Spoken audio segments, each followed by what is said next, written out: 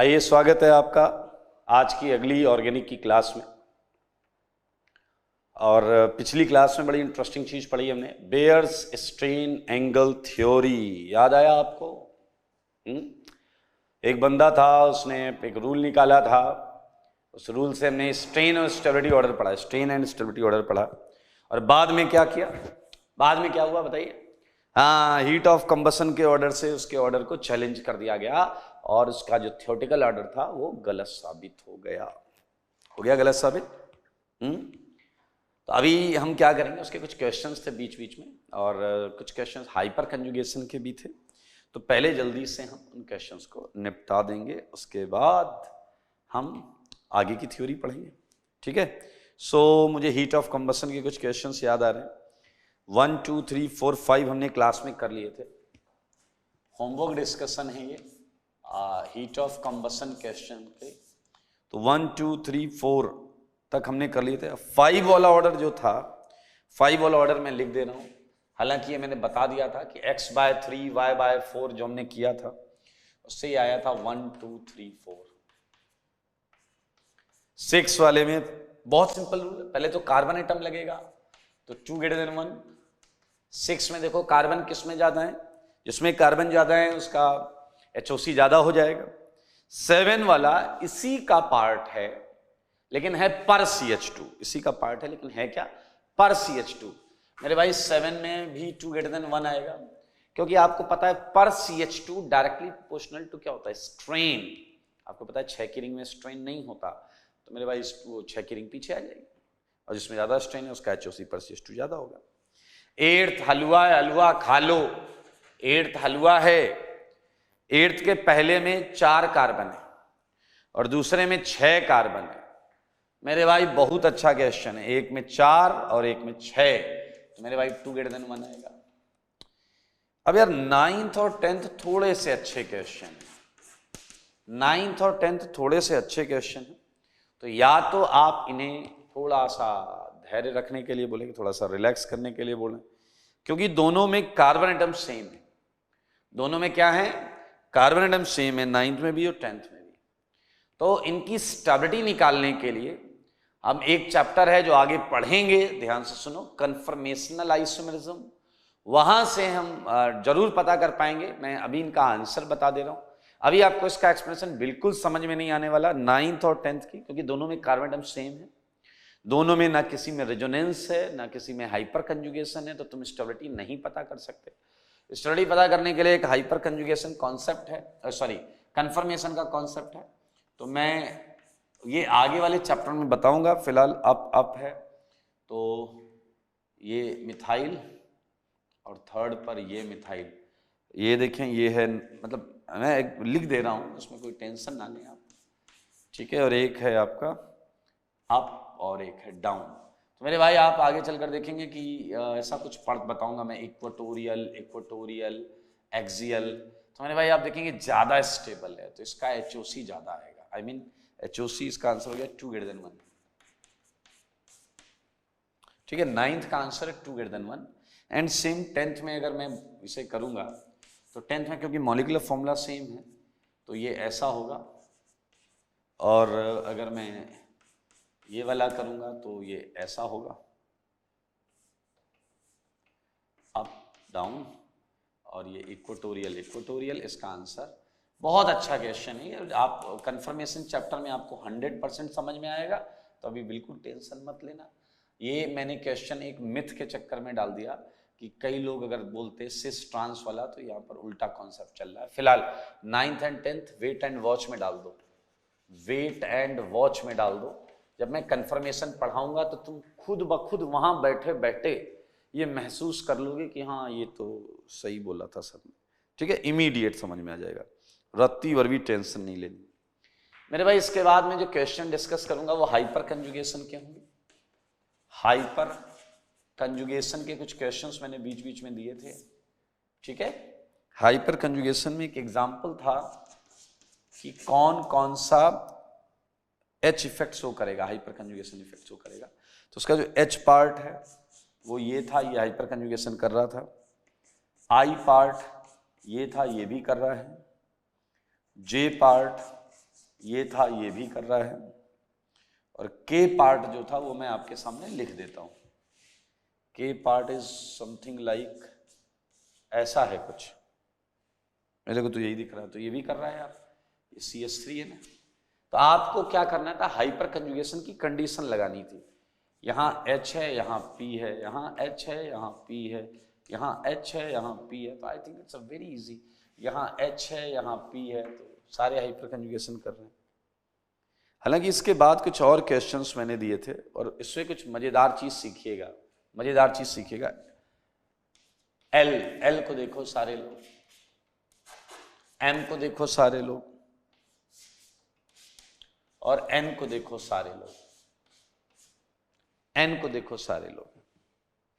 मेरे भाई ये सब हाइपर कंजुगेशन करेंगे, ये सब, ये भी करेगा, ये भी करेगा, ये भी करेगा, बिकॉज कंडीशन मैच हो रही है। आप देख सकते हैं कंडीशन कैसे मैच हो रही है। ये H, ये H, ये H, और यहाँ क्या है, p ऑर्बिटल है, यहाँ क्या है, p orbital.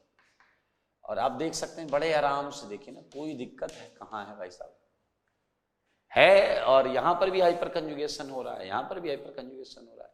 So now you can find out कि हाइपर कंजुगेशन तो सब में हो रहा है। क्लियर?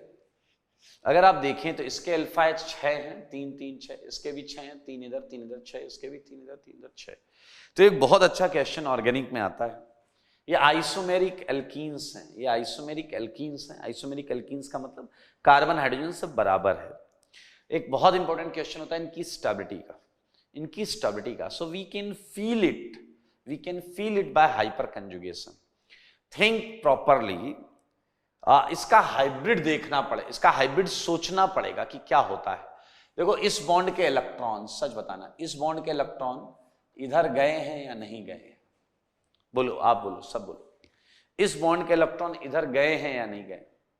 गए हैं। CH बॉन्ड के इलेक्ट्रॉन ने P से क्या किया है, ओवरलैप किया है, P से ओवरलैप किया है, और इस बॉन्ड के इलेक्ट्रॉन इधर गए हैं।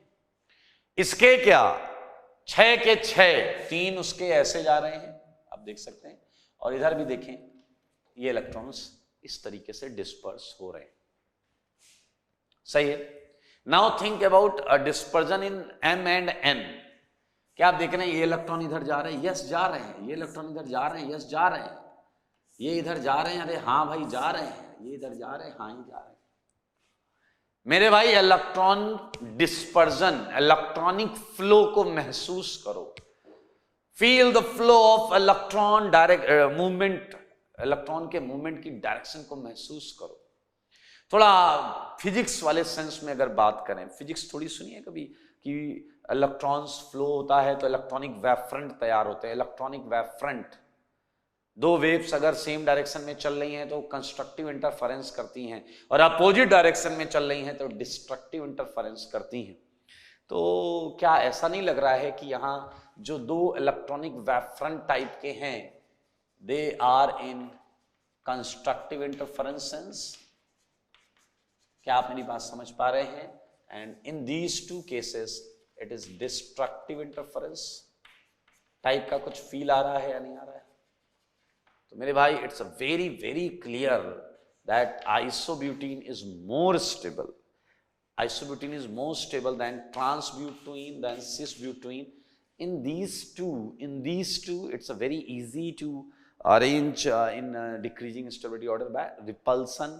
इसमें तो भाई साहब इंटरनल ही इतना बड़ा डिफरेंस था, इतना बड़ा डिफरेंस था, आप समझो ये सेम डायरेक्शन में इनका डिस्पर्जन है। तो मेरे भाई यहाँ पर तो रिपल्सन देख लिया गया कि ये दूर दूर है, ये पास पास हैं, एक दूसरे को बहुत ढकेलेंगे। अब ये कॉन्सेप्ट यहाँ मत लगाना, इनका तो बेसिक कॉन्फ्लिक्ट ही अलग है। इन दोनों में बेसिक चीजें सेम है, इंटरनल चीजें सेम है, डिस्ट्रक्टिव, अब इसमें बाकी चीजें लगाओ। तो मेरे भाई this is your stability order of isomeric butenes. Important है, बहुत इंपॉर्टेंट है स्टेबिलिटी ऑर्डर। चलिए चलिए चलिए चलिए, कुछ क्वेश्चंस थे उसके बीच में मैंने आपको इंटरेस्टिंग चीजें बताई। ओ भी करेगा hyperconjugation, it is given to you that O करेगा या नहीं करेगा, तो ओ करेगा भाई साहब। और वो कहां से करेगा आप अगर देख पाए तो ये वाला जो CH3 है, ये CH3 है, ये P है, तो ये हाइपर कंजुगेशन करेगा। नाउ इसके अलावा भी हमारे पास एग्जाम्पल है हाइपर कंजुगेशन में, मैं हटा रहा हूं ये।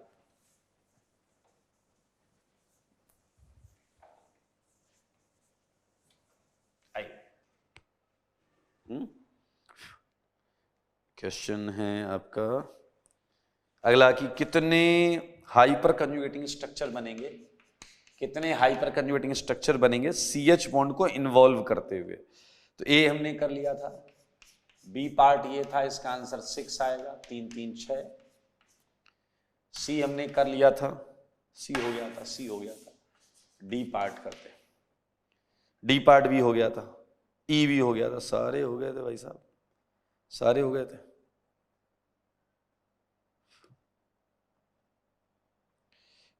अरे एफ जी क्या है यार, प्रोपीन और ब्यूटीन है शायद, एक प्रोपीन है उसका 3 आएगा, ठीक है। ई है शायद ये, मुझे क्वेश्चन दिख नहीं रहा है, और एक शायद ये है, शायद ये है, तो इसका 6 आ जाएगा, 3 3 6। जी वाला मैं बता देता हूं, जी वाला ये है, तो इसका 3 3 6 2 8 आ जाएगा, ठीक है। एच वाले का बता दो, आप बता दो, 3 और 1 4 आ जाएगा, बहुत हलवा यार। आई, इसका क्या है, इसका तो अभी भी करें, 6 आ जाएगा, याद है आप, CH बॉन्ड इन्वॉल्विंग वाले अल्फा H के बराबर आते थे, ठीक है। सो ये था आपका होमवर्क कॉपी का, ठीक है। अब आपको जल्दी सीट से होमवर्क मिलना चालू हो जाएगा, सीट से। तो मेरे भाई ये मैं हटा रहा हूं, बहुत आसान है, कंडीशंस आपको पता है, वो लगा कर देखेंगे सारे हो जाएंगे। आइए आज हम पहले तो छोटे छोटे 3 कॉन्सेप्ट्स पढ़ेंगे और उसके बाद हम क्वेश्चंस आपको देंगे करने को। आइए, लाइक बहुत इंटरेस्टिंग एक पॉइंट है, सिंस आप बेयर एंगल स्ट्रेन थ्योरी पढ़ चुके हैं, आप हाइपर कंजुगेशन पढ़ चुके हैं, तो आप देखिए हाइपर कंजुगेशन से मिलता जुलता एक और एग्जाम्पल आपके सामने लाता हूं मैं। मेरे भाई सारे लोग ध्यान से देखना, for cyclo propyl methyl carbocation, सारे लोग देखेंगे मेरे भाई, ये पर्टिकुलर कार्बोकेटाइन ऐसा है, पर्टिकुलर कार्बोकेटाइन ऐसा है जो बहुत ज्यादा स्टेबल होता है, अनयूजुअली स्टेबल होता है, आपकी उम्मीद से ज्यादा स्टेबल होता है।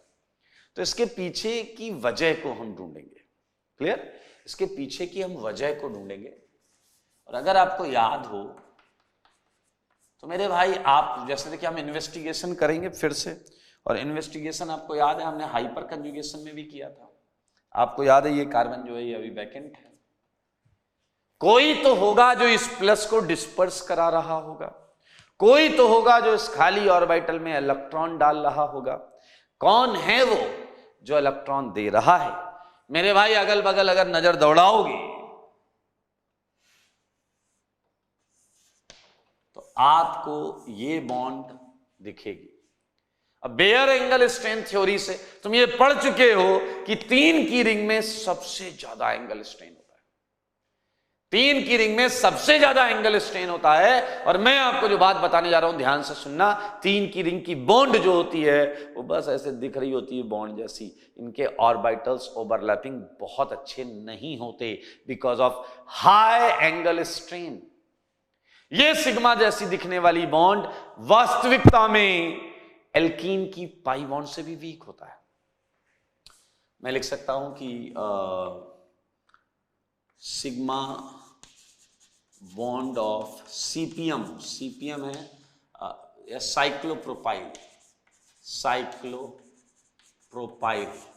ठीक है, इज एक्चुअली वीकर देन, बोलिए, pi bond of alkene, pi bond of alkene due to high angle strain value, high angle strain value. और मेरे भाई अगर इधर इतने फ्री इलेक्ट्रॉन पड़े हुए हैं, वीक बॉन्ड, बहुत वीक बॉन्ड है, वीक बॉन्ड के इलेक्ट्रॉन होंगे लूज और हम कर लेंगे उन्हें यूज। समझदार के लिए काफी सारा, कसम से तुम्हें याद आ जाना चाहिए, तुम्हें कुछ याद आ जाना चाहिए, तुम सबको कुछ याद आ जाना चाहिए। नहीं आया याद? हाइपर कंजुगेशन जैसी फील आएगी, हाइपर कंजुगेशन जैसी। ये देखो ऐसी ओवरलैपिंग हो रही है। और मेरे भाई ये so called sigma electron resonance कर रहे हैं, इसलिए हम इसे सिग्मा रेजोनेंस बोलेंगे। हालांकि कई लोग इसे डांसिंग रेजोनेंस बोलते हैं, तो it's not very much authentic term, dancing resonance, so leave it. You can see that sigma electrons are overlapped or participating with p orbitals, that's why हम सिग्मा रेजोनेंस नाम दे रहे हैं। और याद रखना ये केवल साइक्लोप्रोपाइल मिथाइल कार्बोकेटायन में ही देखने को मिलता है। एक अच्छा बच्चा आया, उसने कहा कि 1 मिनट आप क्या बोलना चाहते हो, इस कार्बन का जो प्लस है क्या वो ये कार्बन शेयर कर रहे हैं? यस। अगर ये अपनी बॉन्ड के इलेक्ट्रॉन का कुछ हिस्सा इधर दे रहे हैं तो मेरे भाई इनका प्लस इधर इधर डिस्पर्स हो जाएगा। मन की आंखों से देखो, मैं हाइब्रिड बना देता हूं। अच्छा, सोचने वाली बात, यहां एक बॉन्ड है, एक बॉन्ड, अगर उस बॉन्ड के इलेक्ट्रॉन्स का कुछ हिस्सा इधर गया तो ये बॉन्ड डैश डैश बोले तो पार्शियल हो जाएंगे।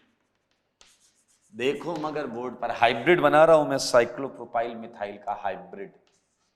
मेरे भाई प्लस टोटल 1 था, लेकिन आप देख रहे हैं ये प्लस 3 जगह डिस्पर्स हो गया, 3 जगह डिस्पर्स हो गया। अरे पूरा जोड़ोगे तो 1 आएगा, पूरा जोड़ोगे तो 1 आएगा ये। अब आप देखें चार्ज एक जगह नहीं है, चार्ज डिस्पर्स्ड है, और ये स्टेबलाइजिंग फिनोमेना है। ये क्या है? CPM, cyclopropyl methyl carbocation hybrid है। का क्या है ये हाइब्रिड है। अच्छा, अगर ये कुछ रेजोनेंस से हाइपर कंजुगेशन जैसा है तो इसके रेजोनेंस स्ट्रक्चर है, हाइपर स्ट्रक्चर भी होने चाहिए। आओ बनाए। एक तो यही है, ये वही वाला है, नॉट इन्वॉल्विंग जैसा केस है, नॉट इन्वॉल्विंग जैसा केस। सेकेंड, इस बॉन्ड के इलेक्ट्रॉन यहां ले लो, याद है आपको? नो बॉन्ड रेजोनेंस वाला, नो बॉन्ड रेजोनेंस वाला। यार ये काम तो नीचे से भी हो सकता था। Okay, so these 3 are hypothetical structures, और इसे कंबाइंड ये तीनों जो हैं, ये तीनों इसकी प्रॉपर्टी एक्सप्लेन करने का प्रयास कर रहे हैं।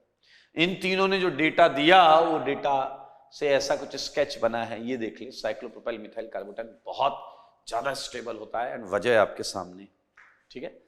तो साइक्लोप्रोपाइल मिथाइल कार्बोकेटायन, ठीक है, it is unusually stabilized, unusually stabilized due to following overlapping, due to following ये लिखा हुआ है, ठीक है।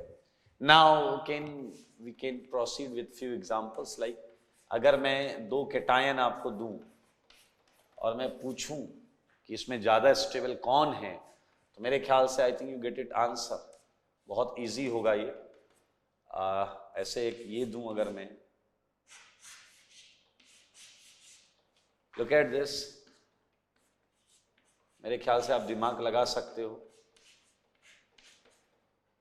बहुत क्लियरली दिमाग लगा सकते हो आप। ज्यादा सिग्मा रेजोनेंस, पहले में स्टेबिलिटी ऑर्डर क्या है? 1 2, दूसरे का आप बता दो, दूसरे का आप बता दो। अरे अंधा भी बता देगा यार, 1 2 3, यहां ज्यादा सिग्मा रेजोनेंस है, बाकी में कम हो रहा है। तो याद रखिए कि वही फिक्स है, एक ही कंपाउंड में होना है, फिर तो टेंशन ही नहीं लो। ये क्या है? क्या ये है stability order, stability order. So we just finished sigma resonance, और अब इसी से मिलता जुलता एक और छोटा पॉइंट है, उसे हम पढ़ेंगे, और वो पढ़ने के बाद एक और पॉइंट, और फिर क्वेश्चन क्वेश्चन क्वेश्चन की भरमार हर तरफ हटा रहा हूं मैं, ये हटा रहा हूं भाई लोग, ठीक है।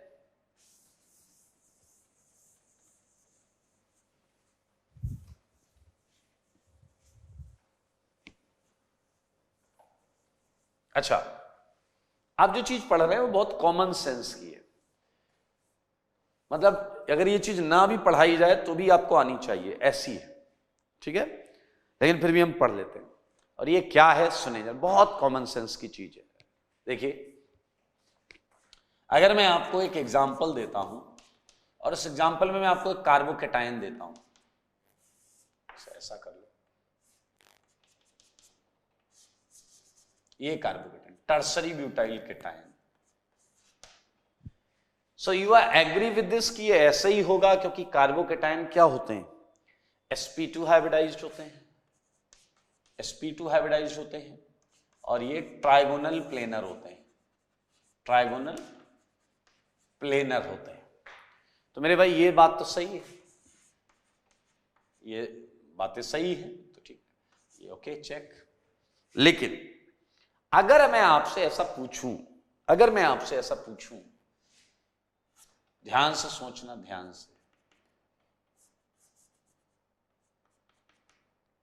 ये प्लस, क्या केटायन ऐसा हो सकता है, क्या केटायन ऐसा हो सकता है, तो आपका जवाब आएगा नहीं, क्योंकि केटायन तो होता है ट्राइगोनल प्लेनर। केटायन क्या होता है, ट्राइगोनल प्लेनर। ओके, मान लेते हैं कि हमने इस केटायन के साथ जबरदस्ती की और इसकी बॉन्ड्स को जहां होना चाहिए था वहां से हमने नीचे की तरफ टिल्ट कर दिया। सारे लोग देखो, महसूस करो इस बात को, मैं जो बोल रहा हूं, क्या आप समझ पा रहे हैं? इस बॉन्ड को यहां होना चाहिए था, इस डैश वाले को, वेज वाले को वेज पर, डैश वाले को डैश पर होना चाहिए, लेकिन हमने क्या किया, हमने ऐसा प्लेनर पढ़ा था मर्सिडीज सनी, तो इसकी बॉन्ड को हमने क्या कर दिया, नीचे की तरफ कर दिया। So now it's very clear and it's very obvious कि इतना एंगल स्ट्रेन दिया या नहीं दिया, सच बताओ, बोलो यार, डेल्टा का एंगल स्ट्रेन दिया या नहीं दिया, बोलो बोलो, सारे बोलो, सारे बोलो। ओके, सो मेरे भाई सोचना ध्यान से, ये पॉसिबल नहीं है। कितना कॉमन सेंस का पॉइंट है। केटायन प्लेनर होता है, प्लेनर रहना चाहेगा। दुनिया की हर वो चीज जो प्लेनर होती है, प्लेनर ही रहना चाहेगी। तुम उसके साथ जोर जबरदस्ती करके अगर उसे नॉन प्लेनर बनाना चाहोगे, तो जो चीज तुम बनाओगे वो हाइपोथेटिकल हो जाएगी, क्योंकि भैया अगर कोई चीज प्लेनर है तो प्लेनर ही रहना चाहेगी ना। आओ मैं आपको कुछ बताता हूं, सारे ध्यान से देखना बोर्ड पर। मान लो मैं नीचे से भी एक ऐसे ही सेगमेंट लेके आ गया, सारे लोग देखना, सारे लोग देखना, ठीक है, लेकिन नीचे वाला टेट्राहेड्रल है, सारे लोग देखो, नीचे वाला टेट्राहेड्रल है, 4 बॉन्ड बना रहा है, 4 बॉन्ड ऐसे बना सकते हो टेट्राहेड्रल, नीचे वाले को कोई दिक्कत नहीं, नीचे वाले को कोई दिक्कत नहीं, उधर टेट्राहेड्रल है वो कोई दिक्कत नहीं। ऊपर वाले को भयंकर दिक्कत है, ऊपर वाले को तीनों बॉन्ड को अपने ऐसा पिरामिड फॉर्म में झुका रखा है। सोचो अगर आप छोड़ दो तो क्या होगा, कूद के उधर भाग जाएगा, कूद के उधर भाग जाएगा, हाँ या ना? ऐसे कौन पकड़ सकता है केटायन को, अपन मान रहे हैं, ठीक है ना मेरे भाई। सोचो अगर मैं ऐसा कर दूं, अगर मैं इसे कनेक्ट कर दूं, आप लोगों ने आईयूपीएससी में बायसाइक्लो पढ़ा है, bicyclo, look at this, it's a bicyclo, ये एक बायसाइक्लो, ऊपर वाली जो 3 बॉन्ड है they are for reference, okay, उनका कोई इसमें कंसिडरेशन नहीं है। देखो देखो, अगर मैंने नीचे से उसे ऐसे जोड़ दिया, मैं इसे एक और तरीके से बना दे रहा हूं ताकि आप साफ साफ देख पाएं, ये सेम है दोनों, ये सेम है दोनों। अब अगर आप इसे छोड़ोगे तो भी ये ऊपर नहीं जा सकता, अब आप अगर छोड़ोगे तो भी ऊपर नहीं जा सकता। इसकी तीनों बॉन्ड को ला के यहां ऐसा लग रहा है ताला मार दिया गया है, ये बॉन्ड ऊपर नहीं जा सकते। और मैंने क्या कहा था, अगर एक प्लेनर वाली चीज के साथ तुमने जोर जबरदस्ती करके उसे नॉन प्लेनर ही होता है पिरामिड बनाने का प्रयास किया, तो ये चीज हाइपोथेटिकल हो जाएगी। ये चीज क्या हो जाएगी? हाइपोथेटिकल। अगर आपको लग रहा है ये चीज रियल है तो आप गलत हैं, ये चीज ना रियल है। क्या है? ना रियल। ठीक है, ये चीज रियल नहीं है, ये चीज रियल नहीं है, समझ लो। बस इतनी सी बात है। अगला पॉइंट इतना कॉमन सेंस का पॉइंट है जो मैंने आपको अभी भी बताया। जरा ध्यान से देखें, ये जो कार्बन है ये दोनों क्या है? इन्हें हम क्या बोलते हैं दोस्त? Bridge head carbon. Bridge head carbon. Plus को यही इश्यू है, प्लस को यहां कोई इश्यू नहीं है। देखो सारे, देखो प्लस तुमने यहां लगाया तो वहां तो देखो ये मर्सिडीज साइन बन जाएगा, 3 बॉन्ड बन जाएंगे, कोई इश्यू नहीं है। ठीक है, ब्रिज हेड पर इश्यू है, ब्रिज हेड पर। अच्छा, देखते रहना, सारे लोग देखना, बहुत अच्छी चीज बता दो। तो ये भाई पहली बात तो मैं आपको बता दूं कि ये बात एक बंदे ने बोली थी, उसका नाम था ब्रेड्स रूल। अब हम पढ़ लेते हैं ब्रेड्स रूल, जो हमने अभी भी पढ़ा, यही ब्रेड्स ने रूल के फॉर्म में दिया है। इसने कहा है कि ब्रिज हेड सेंटर पर प्लेनैरिटी नहीं ला सकते। छोटे बायसाइकिलों में प्लेनैरिटी लाना बहुत टफ है। देखो मैं लिख रहा हूं, planarity never can be achieved, planarity never can be achieved, planarity नहीं लाई जा सकती, ठीक है, at bridgehead, at bridgehead centre of bicyclic system, bicyclic system. लेकिन अब इसके आगे मैं जो लिखूंगा वो समझो, पहले सोचो और ध्यान से सोचो।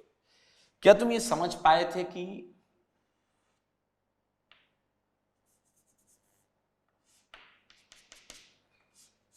क्या तुम समझ पाए थे कि ये बॉन्ड में एक एंगल स्ट्रेन वैल्यू थी जो मैंने इधर लिखी है, ये देखो है। सोचो और ध्यान से सोचो, अगर मैं इस ब्रिज की लेंथ बढ़ाऊं, लेंथ बढ़ाने का मतलब है 2 कार्बन है, एक कार्बन और डाल दूं, फिर एक कार्बन और डाल दूं, फिर और कार्बन बढ़ा दूं, तो क्या आपको लगता है कि अगर यहां कार्बन बढ़ेंगे तो ये डेल्टा कम होगा? क्योंकि ये एक्सपैंड होगा। इसमें कार्बन डालते जाओ तो ये और फैलेगा, और अगर ये और फैलेगा तो ये वाला बॉन्ड जो है, ये वाला बॉन्ड, ये आइडियल पोजीशन की तरफ भागेगा, ऊपर की तरफ जाएगा। जो ऐसे था ऐसे, इसमें मैं कार्बन बढ़ता जाऊंगा तो ये ऐसे की जगह ऐसा होगा, फिर ऐसा, फिर ऐसा, ऊपर की तरफ आएगा या नहीं? सोचो सोचो सोचो। तो मेरे भाई, जब आप बहुत बड़ा बायसाइक्लो लेंगे तो ब्रिज हेड पर प्लेनैरिटी के करीब आप जा सकते हैं, लेकिन छोटे बायसाइक्लो में ब्रिज हेड पर प्लेनैरिटी लगभग इम्पॉसिबल है। ठीक है, इसीलिए इस रूल में एक कंडीशन भी है, planarity never can be achieved at bridgehead centre of bicyclic system.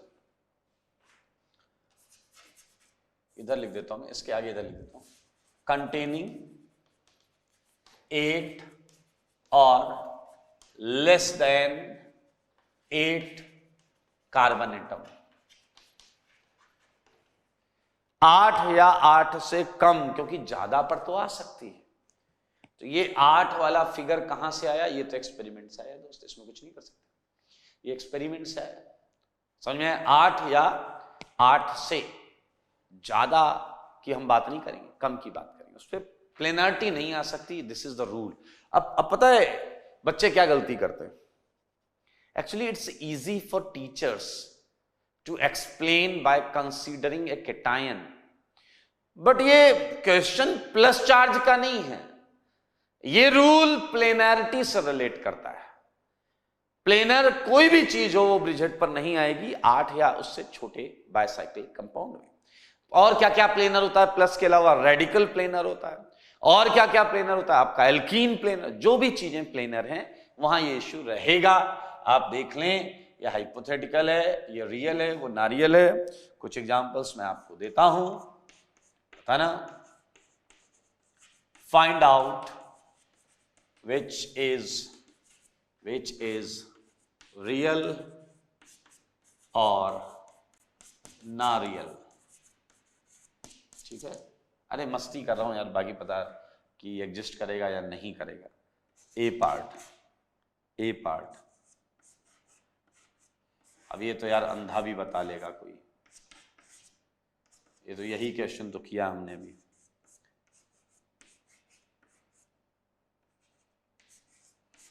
देख लो, आसान है, आसान।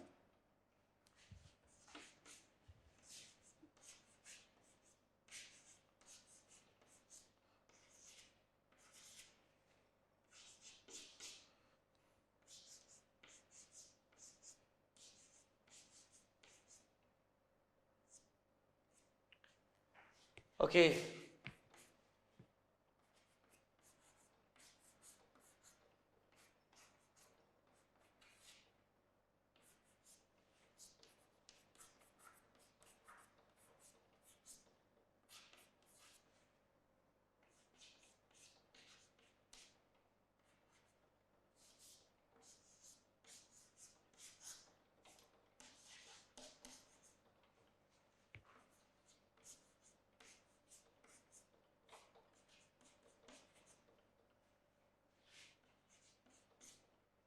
ओके।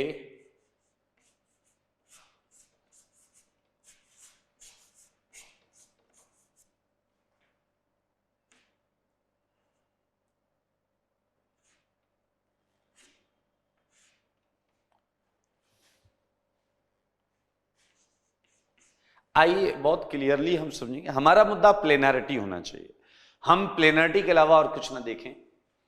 मेरे भाई, क्या ये प्लेनर ब्रिज हेड पर हो सकता है? नहीं हो सकता है। तो ये नारियल है और ये रियल है। रियल का मतलब मैं ये करूंगा, ठीक है, और नारियल का मतलब मैं क्रॉस करूंगा। चलिए, सिमिलरली बी की बात करें तो बी, सॉरी, दोनों सेम बन गए, दोनों सेम बन गए। अब बताओ, तो बी में ये देखो, ये रेडिकल क्या होता है आपका? प्लेनर, प्लेनरिटी रिक्वायर्ड करता है। तो मेरे भैया ये क्या है? नारियल लो, नारियल लो, हाँ समझ लो, नहीं तो फोड़ दूंगा सर पे।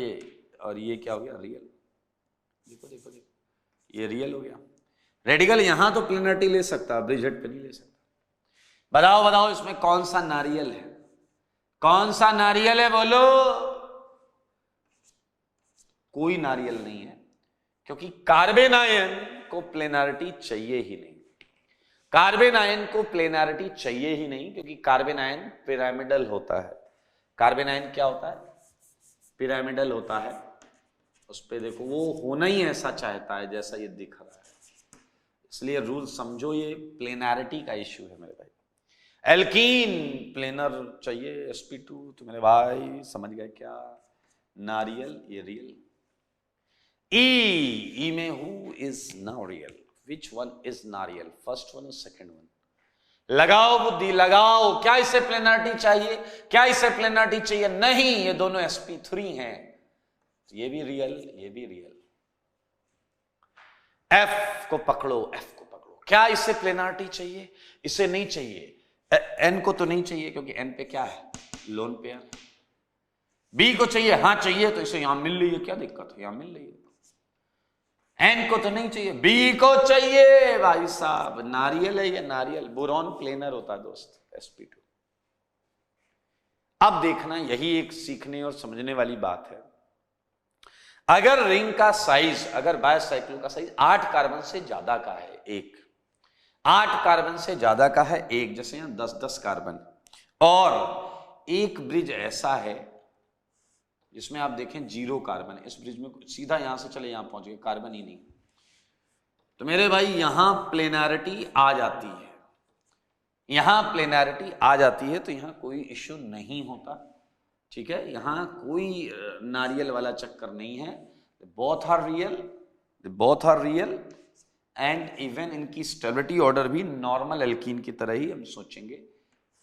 इसके अल्फा H 2, 2 4, 2 6, 2 8, इसके अल्फा H 2, 2 4 और 1 5, तो हाइपर कंजुगेशन ज्यादा, इसलिए ज्यादा स्टेबल। तो आप आई होप रियल और नारियल समझ गए हैं, और आप ये समझ लें, ये जो नेगेटिव चार्ज है, ये नेगेटिव चार्ज किस ऑर्बिटल में पड़ा है? sp3 में। अब आप देखें, एक मजेदार चीज बताता हूं। अगर मैं इसके बगल में डबल बॉन्ड 2 लगाऊं, और इसके बगल में डबल बॉन्ड लगाऊं। सोचना सारे लोग, ठीक है। एक नया क्वेश्चन ही कर लेते हैं ना यार, इसमें क्यों कर रहा है। एच पार्ट लिखा भी है, सारे लोग देखिएगा।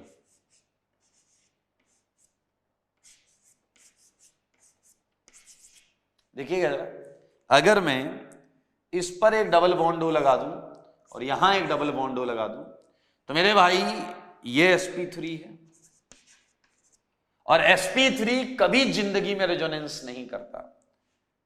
एक तरीका तो आपको समझ में आना चाहिए, ये ज्यादा स्टेबल है, ये कम स्टेबल है, क्योंकि यहां रेजोनेंस हो रहा है, यहां रेजोनेंस नहीं हो रहा है।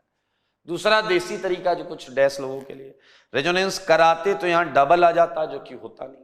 हालांकि ये थर्ड ग्रेड एक्सप्लेनेशन तरीका है कि रेजोनेंस कराओगे तो डबल आ जाएगा, डबल यहां आ नहीं सकता, तो आ क्या जाएगा जब आ ही नहीं सकता।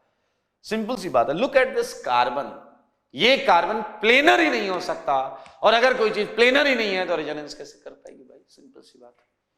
तो ये अच्छे क्वेश्चन है। तो जस्ट फिनिश ब्रेट्स रूल, हमने ब्रेट्स रूल खल्लास कर दिया। क्या कर दिया? ब्रेट्स रूल खल्लास कर दिया, ठीक है। अभी हम करेंगे आज का अगला टॉपिक, बहुत मजेदार है, ठीक है। करें? चलिए हटा देता हूं मैं, ये हटा रहा हूं।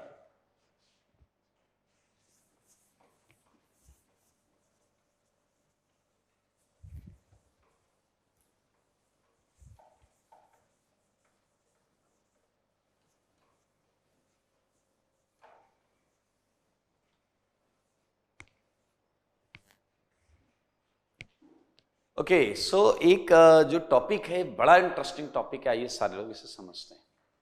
एक एग्जांपल से मैं आपको समझाऊंगा। एग्जांपल 1, जैसे मैंने आपको एक कंपाउंड दिया, ये देखिए, ये कंपाउंड है, N है, ये H है, ये H है, NH2। चलिए मैं इसे एनलीन बना देता हूं, ठीक है। एग्जांपल 1, ठीक है, ये कंपाउंड हो गया एनिलीन, देखते रहिएगा, ठीक है। और एक और एग्जांपल दिया मैंने आपको, ये है आपका NN डायमिथाइल एनिलीन, देखते रहना, मजा आएगा। फिर मैंने एक और एग्जांपल दिया आपको, N, सारे लोग ध्यान से सुनेंगे, ठीक है। हम इन तीनों की अवस्था को और सिचुएशन को समझने का प्रयास करेंगे। आइए प्रयास करते हैं। जैसा कि आपको पता है, बेंजीन के जो p ऑर्बिटल्स हैं, ये डेफिनेटली नाइट्रोजन के लोन पेयर के साथ रेजोनेंस करेंगे। करेंगे भाई रेजोनेंस, ऐसे चुपचाप क्यों बैठे हो, ये रेजोनेंस करेंगे।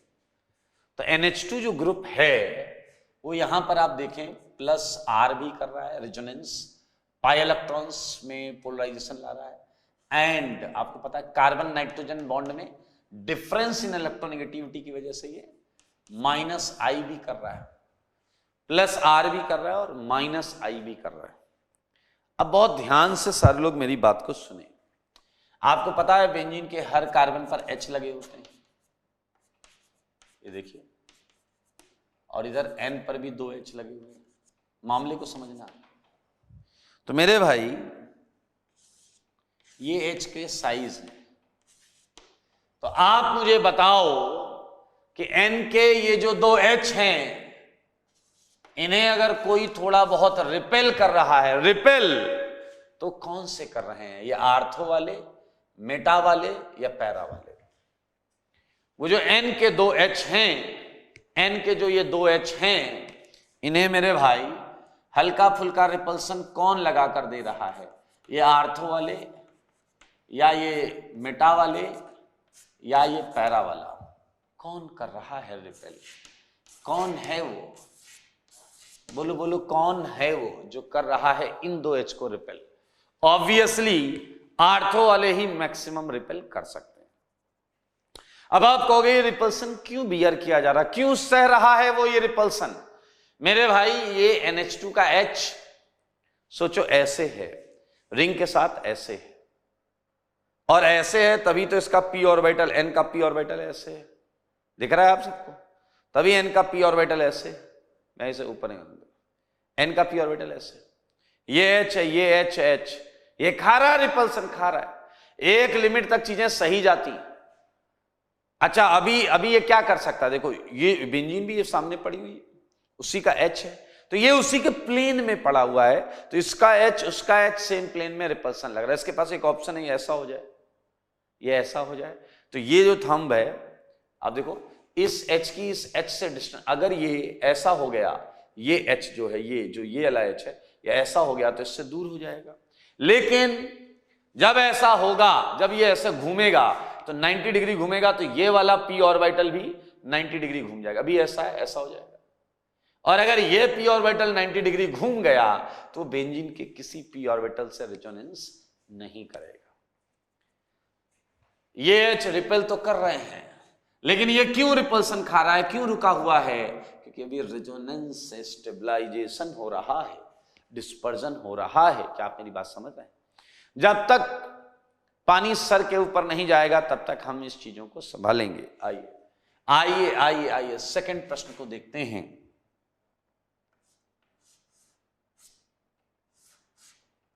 ये N, ये मिथाइल, मामला थोड़ा गंभीर होता हुआ, क्या आप मामले की नजाकत को समझ पा रहे हैं? नाइट्रोजन लोन पर लेकर बैठा है, हो रहा है रेजोनेंस। भाई साहब देखो, हो रहा है रेजोनेंस। और आपको पता है ये बाकी हाइड्रोजन से कोई रिपल्सन नहीं है, वो दूर है, दूसरी डायरेक्शन देखो, उनकी डायरेक्शन अलग है।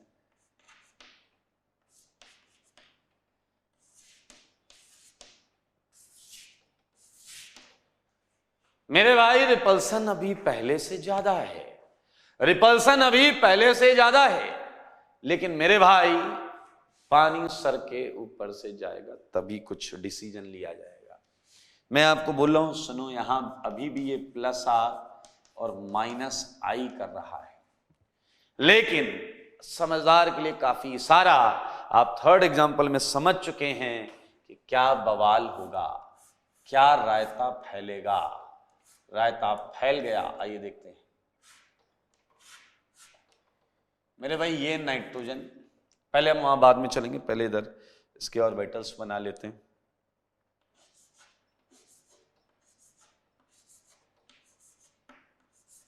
ठीक है, बेंजीन तो प्लेनर एकदम तस्तरी टाइप के सब पड़ा हुआ है। अब मुद्दा ये है कि यहां कौन है? मिथाइल। यहां कौन है? मिथाइल। और आपको पता है ये बहुत बड़ा वाला ग्रुप है मेरे भाई, ये इतने बड़े बड़े ग्रुप हैं, इतने बड़े बड़े ग्रुप हैं कि अब इसी प्लेन में नाइट्रोजन भी अपने 2 मिथाइल तो नहीं रख सकता। इसी प्लेन में नाइट्रोजन अपने 2 मिथाइल तो नहीं रख सकता मेरे भाई। तो उसे अगर मिथाइल, ध्यान से सुनना सारे, ये बेंजीन है, ये बेंजीन है, और इसी के प्लेन में 2 मिथाइल है, तो नाइट्रोजन को मिथाइल ऊपर नीचे रखने पड़ेंगे, ऊपर नीचे। उसके लिए जो पहले ऐसा था उसे ऐसा घूमना पड़ेगा। समझो, पहले ये मिथाइल बाहर था, ये अंदर था, मतलब ये नाइट्रोजन ए मिथाइल था और ये मिथाइल था। अब हम बात कर रहे हैं ये मिथाइल और ये मिथाइल, तो 90 डिग्री रोटेट कर गया है। तो मेरे भाई ये मिथाइल अप, ये methyl down.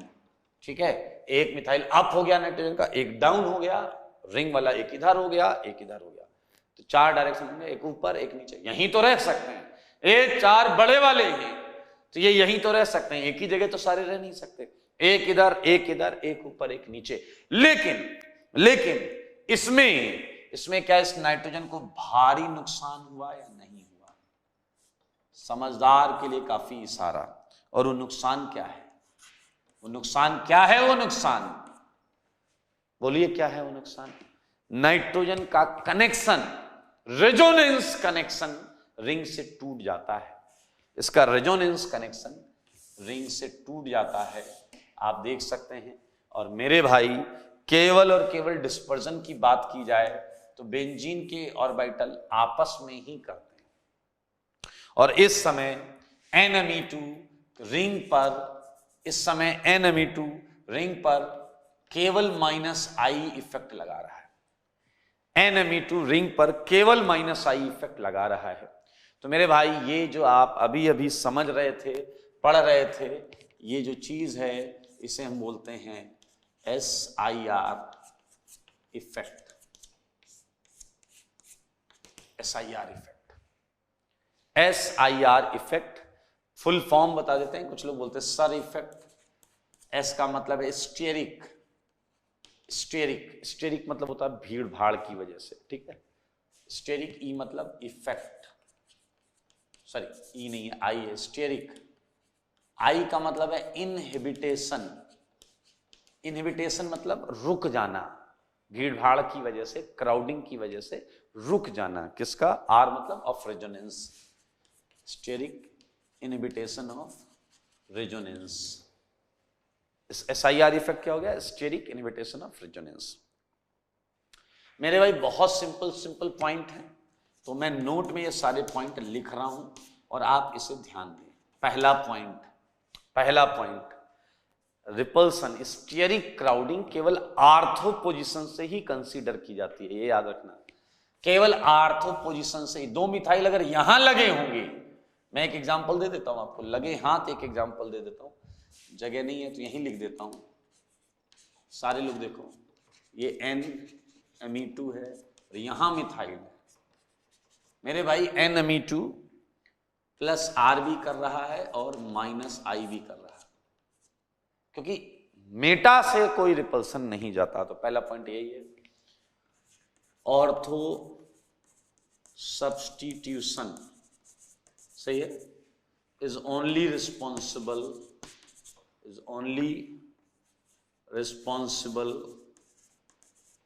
For SIR effect, F effect. Second point सुनना, मजेदार पॉइंट। अच्छा बोलो, मिथाइल ने इस थर्ड एग्जांपल में मिथाइल ने, आर्थो वाले मिथाइल ने किसे रिपेल किया है? ऊपर लगे हुए नाइट्रोजन को या नाइट्रोजन पे लगे मिथाइल को? किसे धक्का मारा है? बोलो किसे धक्का मारा है? मिथाइल को मारा है जो ऊपर नाइट्रोजन पर लगे हैं। मेरा प्रश्न बस इतना सा है कि तुम यहां कुछ भी लगा लो, कुछ भी लगा लो, अगर आपका कोई भी चीज लगी है जो ऐसी है, ऐसी, तो उस पर कभी रिपल्सन नहीं लगेगा।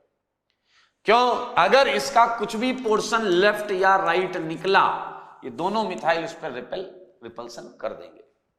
लेकिन अगर कोई भी चीज इधर इधर नहीं आ रही है और एकदम ऐसी है, तो उस पर कभी भी SIR नहीं लग सकता। मैं बात कर रहा हूं किस चीजों की, बताता हूं। लाइक फ्लोरीन, केवल फ्लोरीन ले लो, लगाओ। मैं कह रहा हूं केवल क्लोरीन ले लो, इस पर अब कुछ है ही नहीं ब्रांच, सही है। और बताता हूं, केवल लीनियर ग्रुप ले लो, लीनियर होता है एकदम लाइन की तरह, सही है। और मजेदार चीजें बताऊं, कुछ ऐसे ग्रुप्स होते हैं जो बड़े तो होते हैं, लेकिन उनका कोई भी एटम बेंजीन के प्लेन में होता ही नहीं। आइए ये पॉइंट यहां पर लिखते हैं। SIR इज नॉट एप्लीकेबल, नहीं लग पाता, ये नॉट एप्लीकेबल गंदा वर्ड है। SIR डजंट अफेक्ट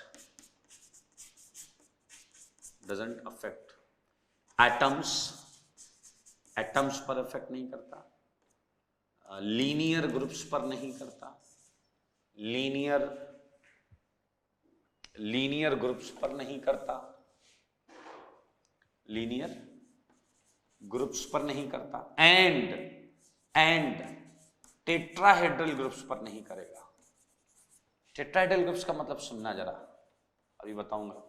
लाइक ये बेंजीन है, ये क्या है? बेंजीन। इधर कुछ लगा है, इधर कुछ लगा है, आर्थो पर, आर्थो वाले ग्रुप लगे। यहां जो जुड़ा है उसका एक चीज ऊपर है और 2 चीजें नीचे की तरफ, तो हो गया ना यार 4। एक तो बेंजीन से जुड़ा है, एक इधर, एक इधर, एक इधर, कोई भी पार्ट बेंजीन के प्लेन में है ही नहीं, तो मेरे भाई इस पे SIR नहीं लगेगा। मैं एग्जांपल देता हूं, like fluorine, chlorine, bromine, iodine, ये तो एटम्स हो गए, linear groups, CN, C triple bond CH, ये लीनियर हो गए। टेट्राहेड्रल मेरे भाई देखो मगर बोर्ड पर SO3H, ये देख, इसका कोई पोर्शन प्लेन में आएगा ही नहीं। SIR इन्हें अफेक्ट नहीं करता, ये जो दिख रहे हैं आपको। ओके, SIR इनके अलावा एक और चीज को अफेक्ट नहीं करता। मैं बताता हूं, सोचो अगर यहां पर, यहां 2 H होते, अगर यहां H होता NH तो छोटे छोटे एटम होते, तो स्मॉल ग्रुप्स पर भी SIR नहीं लगता। ठीक है, SIR doesn't affect small groups like, देखो कौन कौन से हैं मैं बताता हूं। OH पे नहीं लगेगा, OR पे भी मत लगाना, NH2 पर भी मत लगाना। ठीक है, ये छोटे छोटे ग्रुप्स हैं, इन पे नहीं लगाना। अब आपका मुद्दा पक्का ये होगा कि अरे यहां लगाने नहीं है, लगाना किस पे है? SIR affects following. ध्यान से सुनना, ये किसकी किसकी वोट लगाता है? ये NO2 पे लग सकता है, ये COOH पर लग सकता है, एसिड पे लग सकता है, ये ईस्टर पर लग सकता है। ठीक है, ब्रांचेस दिख रही हैं आपको, ये NMe2 पर लग सकता है। ठीक है, ये कार्बन ऐसा जोड़, कार्बन CH3 ये प्लस इस पर लग सकता है, ये CH3 डॉट इस पर लग सकता है, ये और ऐसे माइनस हो उस पर भी लग सकता है। ब्रांचिंग होनी चाहिए, एक ब्रांच भी चलेगी रिपल्सन के लिए। सो ये SIR इन्हें अफेक्ट करता है, ये जो यहां लिखे। अच्छा, मैं एक या 2 एग्जांपल करूंगा, इसका छोटे छोटे करवाऊंगा, where you can find out कि कुछ लाइन, जैसे मैंने कहा I पर SIR नहीं लगता, I पर SIR नहीं लगता, ये बात सही है, लेकिन इसके मायने क्या निकालते हैं आप, वो इंपॉर्टेंट है। तो मैं एक एग्जाम्पल कराऊंगा आपको, मैं ये हटाने जा रहा हूं। ठीक है, ये एग्जाम्पल्स लिखे हुए हैं आप, ये पहला एग्जाम्पल है, ये दूसरा है, ये तीसरा है और ये चौथा है। क्लियर? तो मैं आपको एक एग्जाम्पल और कराऊंगा, ये हटा रहा हूं। ठीक है, सारे लोग देख लो, मैं हटा रहा हूं।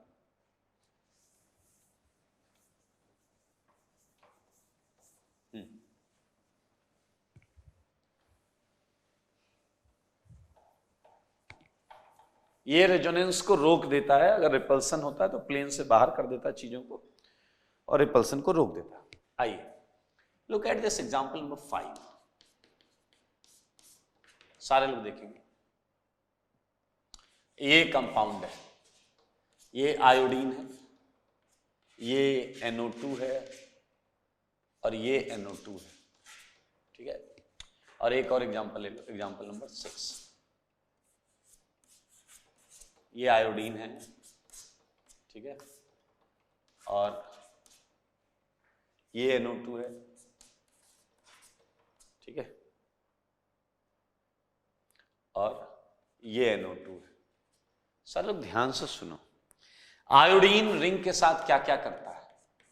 +R एंड -I इफेक्ट, एक रेजोनेंस करता है, एक इंडक्टिव इफेक्ट करता है, दोनों मैंने वहां लिख दिया। NO2 रिंग के साथ क्या क्या करता है? -R एंड -I इफेक्ट, ये हम पढ़ चुके हैं सारे, +R -R सब पढ़ चुके। तो मेरे भाई ऐसा मानते हैं, एग्जांपल नंबर 5 में एक आयोडीन है, 2 NO2 ने एक आयोडीन को अकेला देखा, तो दोनों NO2 ने सोचा चलो इस आयोडीन को परेशान करते हैं, और दोनों NO2 उसके आजू बाजू आकर लग गए। ठीक है, उसके आजू बाजू आकर लग गए।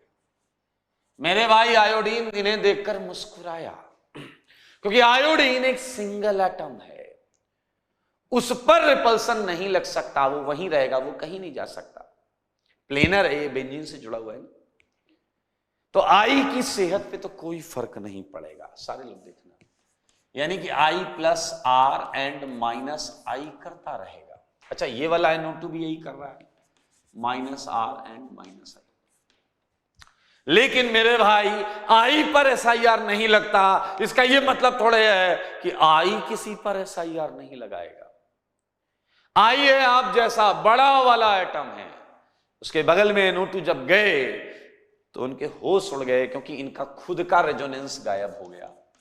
अब ये केवल -I कर पा रहे हैं, अब ये केवल -I कर पा रहे हैं, इनका खुद का रेजोनेंस गायब हो गया। क्योंकि इतने बड़े ग्रुप के बगल में जाइएगा तो आपको ऐसे होना पड़ेगा, ऐसे तो रिपल्सन लगेगा, पर रिंग से बाहर हो गए। तो आप इसे एक्सप्लेन कर लीजिएगा, बिल्कुल एक्सप्लेन कर लीजिएगा। एक्सप्लेनेशन जो मैंने कहानी बताई है ये आप प्लीज 2-4 लाइनों में लिख लीजिएगा, और यहां भी आप एक्सप्लेनेशन कर लीजिएगा, ठीक है। सो इसी के साथ हमने हर छोटे छोटे पॉइंट्स को समझ लिया है, कर लिया है। तो अब हम क्वेश्चन करने जा रहे हैं। मैं क्वेश्चन करवा देता हूं जो आप घर से भी करके लाएंगे, ठीक है। आइए, दिस इज अबाउट स्टेबिलिटी। पहला एप्लीकेशन स्टार्ट हो रहा है, stability of intermediates, stability of intermediates.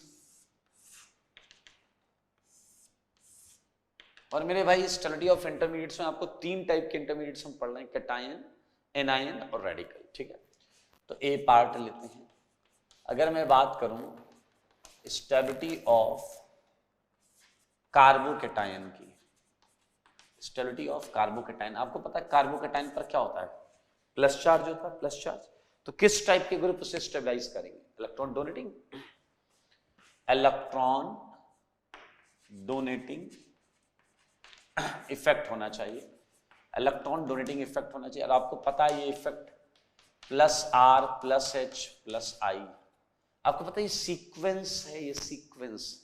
Resonance सबसे स्ट्रॉन्ग इफेक्ट है, इसलिए हम सबसे पहले +R को चेक करेंगे। वैसे कुछ जगहों पर ये भी लिखा जा सकता है, समझदार के लिए काफी है, -R -H -I। हाँ या ना, बात तो बराबर ये दोस्त, प्लस ऊपर लिखो तुम, +R से पहले सबसे पहले रेजोनेंस अप्लाई करेंगे, सबसे पहले रेजोनेंस अप्लाई करेंगे। उससे आंसर आ गया तो ठीक, वही आंसर। नहीं आया तो +H, उससे आंसर आ गया तो ठीक, नहीं आया तो फिर +I लगाएंगे। तो ये स्टेबिलिटी ऑफ कार्बोकैटायन। सिमिलरली हम stability of carbon free radical के बारे में कर सकते हैं, सेम आता है। इसमें बस एक छोटा सा ट्विस्ट पॉइंट होता है, इलेक्ट्रॉन डोनेटिंग इफेक्ट। इससे तो स्टेबलाइज होता ही है, इससे तो स्टेबलाइज होता ही है, लेकिन याद रखना, सोचना, इस बात को सोचना, आप लोग सोचना और सोच के बताना। ये इस पे क्वेश्चन आईटी ने पूछा नहीं है, but radicals can also be stabilized by -R effect, -R effect. Radicals -R effect से भी स्टेबलाइज होते हैं। तो इस पर हम करेंगे, जब क्वेश्चन करेंगे तो और डिटेल में बात करेंगे। आइए, and the last point, last point anion का बचा। अच्छा, एनायन पे कैसा चार्ज है, माइनस चार्ज है भाई।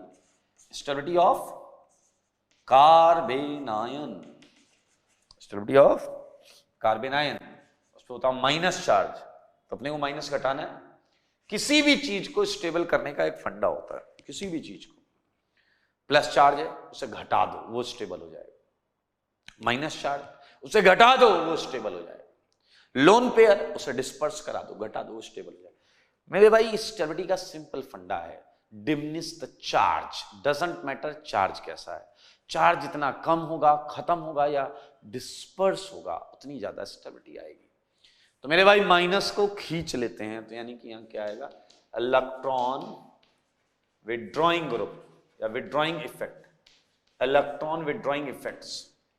कार्बन आयन में आपको याद होना चाहिए H इफेक्ट लगता ही नहीं, कार्बन आयन पे हाइपर कंजुगेशन लगता ही नहीं। आप नोटिस करो, कार्बन आयन पर हमने पढ़ा हुआ है, क्योंकि वहां p ऑर्बिटल नहीं होता।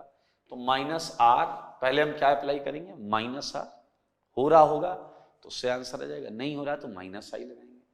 और यार ये तो दुनिया जानती है ना दोस्त, ये तो दुनिया जानती है, ठीक है। तो मेरे भाई इसी तरीके से क्वेश्चन करना है, क्वेश्चन खटाखट हो जाएंगे, मैं ये हटाता हूं, कुछ सेट ऑफ क्वेश्चंस मैं देता हूं और एक दो क्वेश्चन मैं आपको करवा देता हूं। Like arrange following in decreasing order of, क्या, डिक्रीजिंग ऑर्डर ऑफ स्टेबिलिटी। देखना मैं क्वेश्चन थोड़ा अलग तरीके से लिखूंगा। पहला क्वेश्चन सारे लोग देखिएगा, CH3+, ये मैंने कैटायन दिया CH2 CH3+, CH3 isopropyl cation, और ये है आपका टर्सरी ब्यूटाइल कैटायन। ठीक है, ये मैंने क्वेश्चन पहला दिया। फिर देखिए मैंने आपको क्वेश्चन नंबर चौथा दिया, CH3+, CD3+, CT3+, चौक गए। फिर मैंने आपको सातवां क्वेश्चन दिया, CH3+, CH2D+, CHD2+। समझदार के लिए काफी इशारा। मेरे भाई आप लोग थोड़ा सा बुद्धि लगाओ कि आपको तीनों की स्टेबिलिटी निकालनी है, कैटायन की भी निकालनी, रेडिकल की भी निकालनी, एनायन की भी निकालनी। तो मैं कैटायन वाला क्वेश्चन लिख कर दूंगा आपको, कैटायन वाला क्वेश्चन लिख कर दूंगा, और फ्री रेडिकल वाला आप खुद बनाएंगे। कैसे बनाएंगे फ्री रेडिकल वाला? देखो CH3 डॉट कर लेना, क्वेश्चन यही, रेडिकल रेडिकल ऐसे क्वेश्चन बनाने हैं। मैंने एक अर्थमेटिक प्रोग्रेशन में लिखा हुआ है 3-3 का गैप करके। तो पांचवें में इसी पर रेडिकल बनाना है और छठे में इसी पर माइनस बनाना है। ठीक है, लाइक मैं थर्ड बना दूं, CH3 minus, CH2 CH3 minus, CH3 minus, CH3 and minus. तो ऐसे क्वेश्चंस लिख लेना आप, है बहुत आसान है। चलो पहला क्वेश्चन करते हैं, फर्स्ट क्वेश्चन क्या है? सारे बोलो क्या है? कैटायन। कैटायन में हम पहले क्या देखते हैं? +R। क्या किसी में रेजोनेंस है? क्या आंसर है? नहीं है। फिर क्या देखते हैं? +H है क्या? हाँ है। इसके 9 है, 3 3 6 3 9, 9 अल्फा H। इसमें कितने? 3 3 6 6 अल्फा H। इसमें कितने? 3 अल्फा H। इसके कितने? 0 अल्फा H। मेरे भाई जवाब मिल गया, बधाई हो, जवाब मिल गया। 4 3 2 1। जितनी ज्यादा +H होगा उतना ज्यादा स्टेबिलिटी होगी। अरे कर लोगे, हो जाएगा ना भाई, फर्स्ट हो गया। चलो थर्ड करते हैं, एक थर्ड करते हैं। Anion, carbon ion, electron withdrawing, -R। क्या थर्ड में किसी में रेजोनेंस है? नहीं है। -I, क्या किसी में -I है? नहीं है। +R, अरे किसी में रेजोनेंस नहीं है, छोड़ो ना। +I है क्या? हाँ है, +I है। +I सबसे ज्यादा +I कहां है? यहां है। सबसे ज्यादा +I यहां है। तो मेरे भाई जितना ज्यादा +I होगा उतनी कम स्टेबिलिटी होगी। जवाब मिल गया, बधाई हो, फिर से जवाब मिल गया। 1 2 3 4। तो आपको सिस्टमेटिक तरीके से इन चीजों को यहां अप्लाई करना है। और आज आपको मैंने मात्र 9 क्वेश्चन दिए हैं, 9 क्वेश्चंस। कितने? 9 क्वेश्चंस। ठीक है, सो थ्योरी को बहुत अच्छा नोट्स से बनाएं, क्वेश्चंस करें। और अब हम स्टार्ट कर चुके हैं और अब सीट और बुक दोनों से होमवर्क मिलना चालू हो जाएगा। ये GOC बहुत इंपॉर्टेंट चैप्टर है, इसलिए मैं चाहता हूं कि इस पर आपकी पकड़ और कमांड बहुत अच्छी रहे। तो ये आप बिल्कुल इसे ऐसा करें। आज के लिए इतना ही। स्वस्थ रहें, मस्त रहें, पढ़ाई में व्यस्त रहें।